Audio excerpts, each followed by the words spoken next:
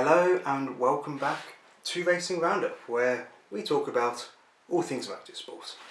And this weekend we had the big one, the 105th running of the Indianapolis 500, along with various other races like the Paul Ricard 1000 kilometers. Extreme E were back for the Ocean X-Prix, and NASCAR had the Coca-Cola 600. But we will start with IndyCar, of course. It's the biggest race of the weekend, and double points on offer for IndyCar's biggest race as always.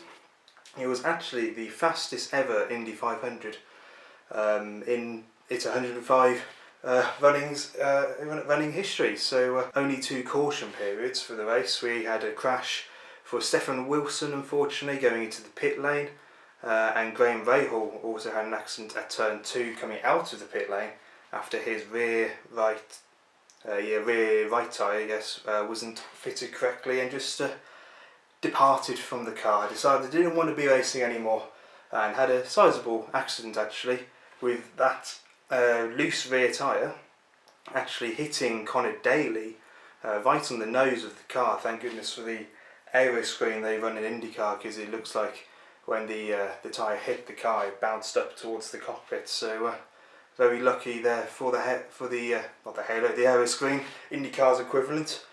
So that probably saved Connor Daly's life. Just as well we've got it. But an incredible race for the Indy 500, despite only the 2 caution periods, with a fierce battle at the end of the race between the top 5 cars, but in particular the top 2, with Helio Castroneves looking for his 4th Indy 500 win, which would be a record equalling 4th win, and Alex Palou looking for his 1st. And it would just be his 2nd victory in IndyCar as well, but it was not to be, because it was Helio Castroneves who held on with some fierce weaving down the straights from both drivers, in fact. But Castroneves proving to be a very, very popular victor. The celebrations between him crossing the line and finally getting up onto the podium took ages. It was great to watch. It was about 10 minutes or so, and the famous fence climb was back as well, where he climbs up onto the catch fence to celebrate. Amazing scenes at the Indianapolis Motor Speedway. Patricio O'Ward from McLaren was set to come home 3rd, but was pipped, I think, on the last lap by Simon Pagenaud in the Penske, unfortunately. So that's a shame for O'Ward, as he looks to try and take his first IndyCar title this year. Pagenaud looking for his 2nd, but that will help both drivers in the championship fight, thanks to the double points for this race. Which means it was Helio Castroneves for Meyer Shank Racing, I think Meyer Shank's 1st win in IndyCar as well, if not, well, one of their first ones anyway. And Alex Palou coming home 2nd for Chip Ganassi to extend his championship lead, and Simon Pagenaud 3rd for Team Penske. In the championship, like I said, Alex Palou extending the lead in the championship. He takes the lead of the championship ahead of his teammate Scott Dixon. He has 248 points to Dixon's 212, with O'Ward now in 3rd, just 1 point behind on 211 points. The 2nd round of the Extreme E season took place at Senegal on the beaches of Dakar at La Croze for the Ocean X-Prix, the 2nd round of the season, the 2nd round of the championship's history, with the 1st season being in 2021. If you don't know what Extreme E is, think of it like a cross between Formula E, because they're electric cars, Rallycross and Dakar, with the way the format is and what the circuits are like. This time for the Ocean X-Prix on the beaches of Senegal, with the start-finish straight being a spectacular sight along the beachfront. It was a really cool circuit to look at, to be honest. There was concerns going into the event that it would be similar to last time out in Saudi Arabia, with the deserts of Saudi kicking up so much sand it just made racing impossible. The cars were 30 seconds apart from each other, it was so much sand. But thankfully this time the coastal sand a lot more compact and wasn't kicking up as much spray, which meant they could actually race. And racing, we had lots of very good racing in fact, but people who weren't racing included Claudia Hurtgen for the Cupra Apps team, who was sadly pulled out during or just before the event. thanks to a very bad tummy bug, the team said, which was a shame. She was replaced by the Extreme E female reserve driver, Jutta Kleinsmith, who is a Dakar winner from 2001. So for her to be making her return to motorsport at the place she won Dakar back in 2001 is incredible, and she really slapped up the field. She was very, very impressive in her outing. Unfortunately, the team did not do as well as they would have hoped, but they still did well, a lot better than in Saudi. But the teams at the top once again was Rosberg X Racing with Johan Kristoffersen and Molly Taylor. Lewis Hamilton's X44 team right up there as well. JBXE, Jenson Button's team, was doing very well, and they had Kevin Hansen coming in to replace Jenson Button, who drove last time out at Saudi. And Veloce Racing also had a very good outing after they had to withdraw from Saudi after the accident for Stefan Zarazan. They did very well, coming home in second place in the final.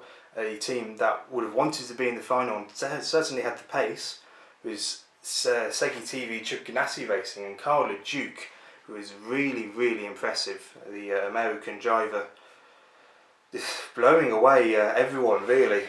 Fastest in the super sector by quite some margin, so gave them an extra 5 points for the championship. But very Colin McRae style driving style does LeDuc have. Very much all out and win or bin it, basically. Win it or bin it. Unfortunately, it was a bin it this time around.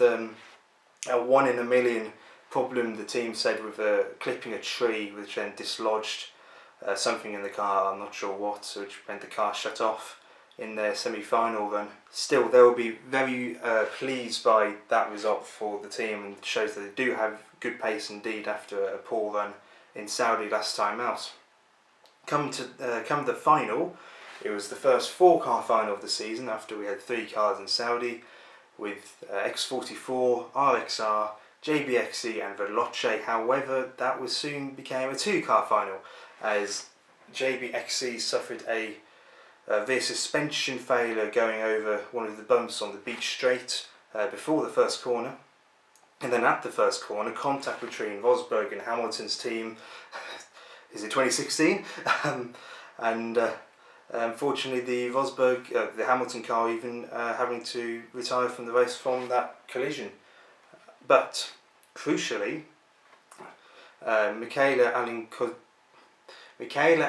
Kotlinski, the female driver for Button's team, was able to wrestle the car with the broken suspension further around the lap, only a couple of corners further than the X44 car, which was crucial because that meant they were classified on the podium. Whereas the X44 car of Loeb and Gutierrez were classified in P4 as a DNF. So that meant JBXC got their first podium this season in third, with Kevin Hansen and his first outing getting a podium in Extreme E.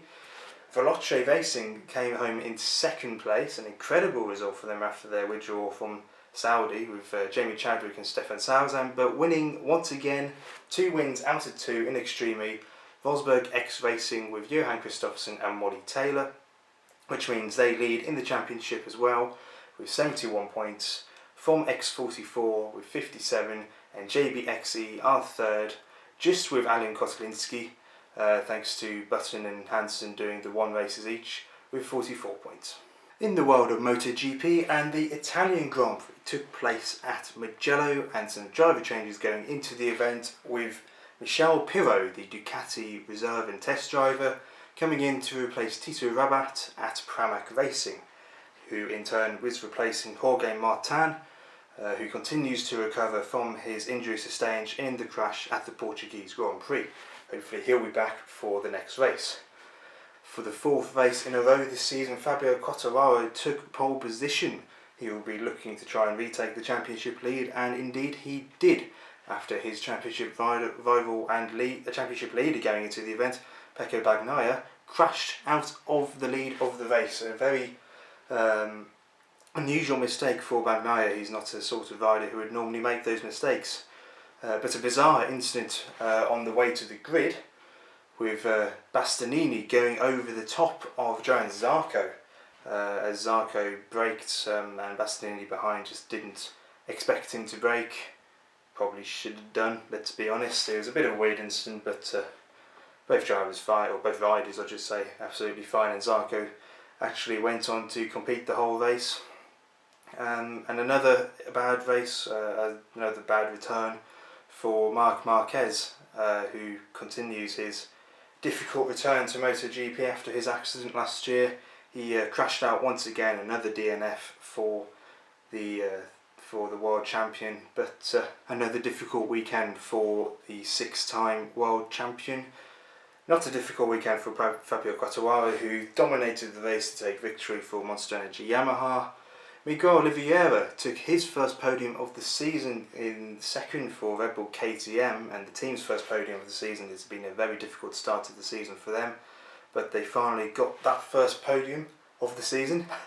And third place is the reigning champion Joan Mir for Suzuki, which means in the championship Fabio Quartararo now has a healthy lead with 105 points over Joan Zarco for Pramac on 81, and Francesco Bagnaia goes from first to third, still on 79 points. And in the team's championship it is Monster Energy Yamaha who leads on 169, from Ducati Levino on 153, and Pramac Racing third on 102 points. Continuing the big Memorial Day races in America was NASCAR with the Coca-Cola 600 at Charlotte Motor Speedway, and Kyle Larson absolutely dominated the race. He won all 4 stages, including the final stage obviously, and yeah, really showed why he is most certainly a championship contender.